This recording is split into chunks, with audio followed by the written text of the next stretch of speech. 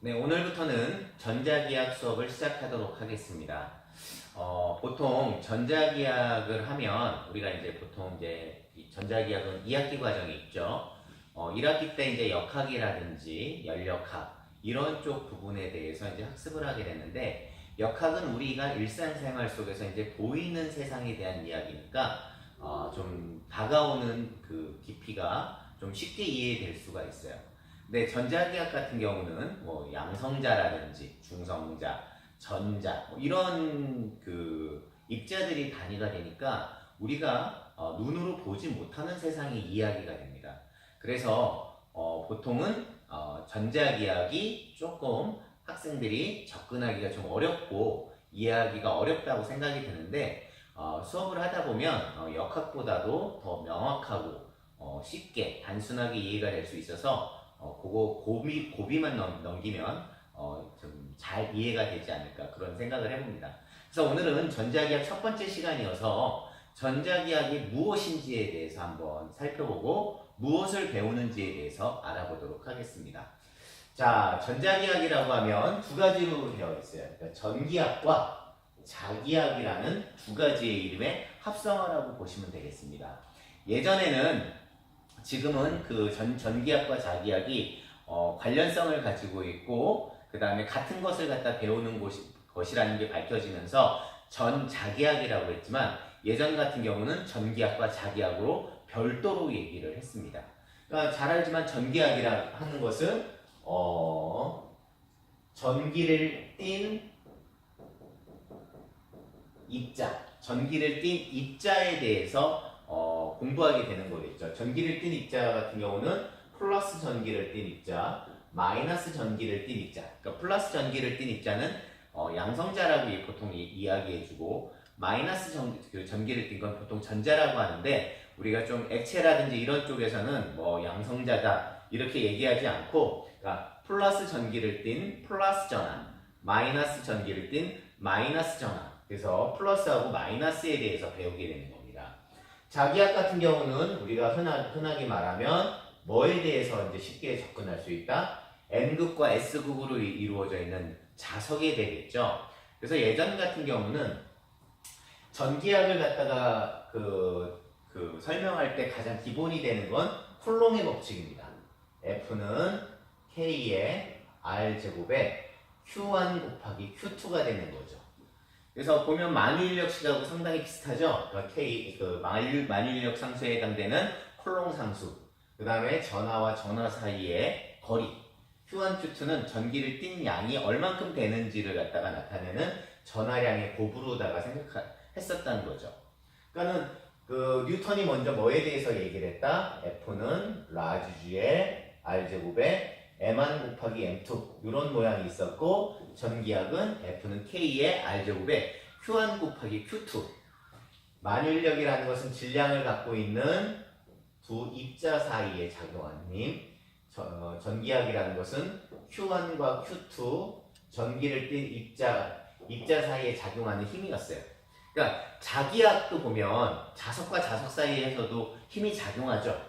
그러니까 어떻게 되냐면 N극과 S극이 있을 때 NS가 있으면 S하고 N은 서로 잡아당기는 이제 힘이 작용할 거란 말이에요. 그래서 어떻게 됐냐면 무엇을 갖다가 발견을 하려고 그렇게 노력을 했다? 자하를 갖다가 발견하려고 노력을 했습니다. 자하라는 것은 자기를 뜬 기본 입자가 있지 않을까. 그러면 자하가 발견됐으면 어떤 힘이 작용할 것이다. 만유인력과 전기력에 해당되는 저런 모양의 꼴인 뭐 어떤 F라고 하면 뭐 P라는 상수가 있으면 R제곱에 이건 뭐라고 할까요? 자니까 M1 곱하기 M2 질량이 아니고요. 자기장을 띤 양이 되지 않을까 해서 이런 모양의 힘이 존재하지 않을까 생각을 하면서 그 연구를 많이 해왔었죠. 근데 결론적으로 말하면 전기하고 자기학은 뭐에 대한 현상이다? 전하에 대한 현상이라는 게 이제 밝혀졌고 그래서 전하를 갖다가 주인공으로 한 학문이 전자기학이라고 볼 수 있습니다. 그것을 구체적으로 보면 책에서 구체적으로 보면 첫 번째 상황은 뭐냐면 전하가 멈춰있는 가만히 있는 그래서 이걸 정전기학이라고 하죠. 그래서 가만히 있는 경우 그 다음에 이 전하가 어떤 속도를 갖고 움직이는 경우를 나타내고요. 어떤 전하가 그 다음에 속도가 일정한 게 아니라 속도가 변하는 가속 운동을 할 때 하는 이 세 가지 경우로 나누어져 있습니다. 전하가 첫 번째 가만히 있으면 이 주변을 갖다가 이 주변에 뭐를 갖다가 구할 수 있다? 전기장을 갖다 형성하게 돼요. 그러니까 뭐 나중에 하겠지만 전기장이라는 것은 쉽게 말하면 힘이 미치는 공간. 여기서 말하는 힘은 뭐가 되겠어요? 전기력이 미치는 공간이 되겠는데 이걸 계산할 때는 몇 쿨롱? 플러스 1쿨롱이 받는 힘의 크기. 이거를 갖다 전기장이라고 하는데 가만히 있을 때는 이 주변을 갖다 어떻게 된다? 전기장을 만든다라는 얘기예요. 그래서 첫 번째 전자기학의 가장 기본적인 것들은 어떻게 된다? 전기장을 갖다가 구하는 문제들이 나오게 되는 겁니다. 자, 이 전기장을 갖다가 좀 대칭적으로 전하들이 분포할 때는 가우스라는 사람이 좀 쉽게 얘기할 수 있는 가우스 법칙 이런 것들을 얘기하게 된 거고요. 두 번째, 전하가 일정하게 움직이는 경우. 보통 전하가 일정하게 움직이는 경우는 어떻게 돼요? 전기 회로에서 일정하게 움직이게 되겠죠. 뭐 전지라든지 저항, 뭐 콘덴서, 그 다음에 뭐라고 하죠? 그 축전기, 뭐 이런 것들, 이런 콘덴서가 축전기네요. 뭐 코일이라든지 이런 것들이 있는데, 그래서 전기 회로의 파트가 이제 아주 중요한 거가 나오게 되는 거고요. 하나 더, 이렇게 전류가 일정하게 흐르면, 전선에서 보통 일정하게 흐르죠? 그러면 이 주변에 뭐가 형성됩니까? 자기장이 형성되죠? 다시 말하면 자기장의 원인이 뭐가 된다는 거예요? 전하의 이동이 자기장의 원인이 되는 겁니다. 그래서 어떻게 자기장이 형성되는지 회로에서 자기장을 구하는 문제가 아주 중요한 파트가 되겠고요. 세 번째는 뭐냐면 아까도 얘기했지만 자기학이라는 게 전기학하고 다른 거라고 생각을 했는데 자석을 갖다 쪼개면 어떻게 될까요? N하고 S를 갖다가 분해가 된다 안 된다? 안 된다라는 게 이제 결론입니다. 지금 물론 이론적으로는 분리할 수 있다라고 해서 뭐라고 하죠? N극과 S극의 자를 찾으려고 하는데 아직까지는 발견되지 않았어요. 그럼 자석을 쪼개면 어느 자석까지 간다? 원자 자석까지 가게 됩니다. 그럼 어떻게 되냐면 플러스가 있고 마이너스가 이렇게 일정하게 도는 게 자석이 되는 거예요. 일정하게 도니까 아까도 얘기했지만 마이너스 전하가 돈다라고 하면 이건 전류가 흐른다라고 볼 수 있죠. 전류가 흐르면 뭐가 생기게 되는 거예요? 자기장이 생기는 거예요. 방향이 일정하니까 한쪽은 N극이 생기게 되고 다른 쪽은 뭐가 된다? S극이 되는 거예요. 그래서 자석에 대한 문제가 아주 중요한 파트입니다.